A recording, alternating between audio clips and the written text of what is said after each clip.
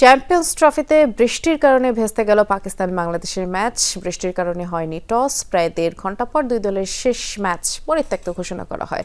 Match ভেস্তে গেলেও দুই দলই পেয়েছে সমান একটি করে পয়েন্ট। রাওয়ালপিন্ডিতে গত কয়েকদিন থেকেই বৃষ্টি হচ্ছে। এই ভেন্যুতেই ভেস্তে যায় অস্ট্রেলিয়া দক্ষিণ আফ্রিকা ম্যাচ।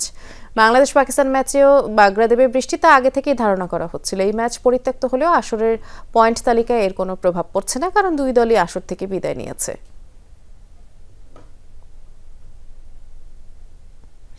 রাওয়ালপিন্ডিতে সহকর্মী আফনান পিয়াল অপেক্ষা করছেন। দেখে আসতে চাই পিয়ালের কাছে নতুন কোনো আপডেট আছে কিনা। হার দিয়েই তো শেষ হলো না, দুদলের জন্য এটা কি স্বস্তির কিনা জানাবেন।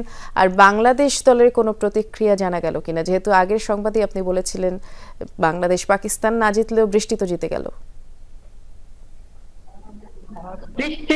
বৃষ্টির কারণে ম্যাচটা পরিত্যক্ত হয়েছে, কোনো বল মাঠে না গড়িয়েই। আইসিসির নিয়ম অনুযায়ী যদি কোনো বল মাঠে না গড়িয়েই বৃষ্টির কারণে খেলা পরিত্যক্ত হয়, তাহলে কোনো দলের ক্রিকেটারই প্রেস কনফারেন্স বা কোনো দলের অফিসিয়াল প্রেস কনফারেন্স করেন না। তাই এই ম্যাচে কোনো ধরনের প্রতিক্রিয়া আমরা জানতে পারিনি। তবে আমরা নিজেরা কিছু মানুষের সঙ্গে কথা বলেছিলাম। রামিজ রাজা বা পিসিবির সাবেক প্রেসিডেন্ট, পাশাপাশি আতার আলী খান, যিনি কিনা বাংলাদেশের হয়ে এইখানে কমেন্ট্রি করছেন, তারা যেটা বলেছেন যে বাংলাদেশ দলের পারফরমেন্সে তারা বেশ হতাশ। বিশেষ করে রামিজ রাজা এক্সপেক্ট করেছিলেন যে বাংলাদেশ দল বেশ ভালো করবে এই চ্যাম্পিয়ন্স ট্রফিতে, সেটা হয়নি। আর স্বস্তির যে ব্যাপারটা আপনি বললেন, 1 পয়েন্ট পেল।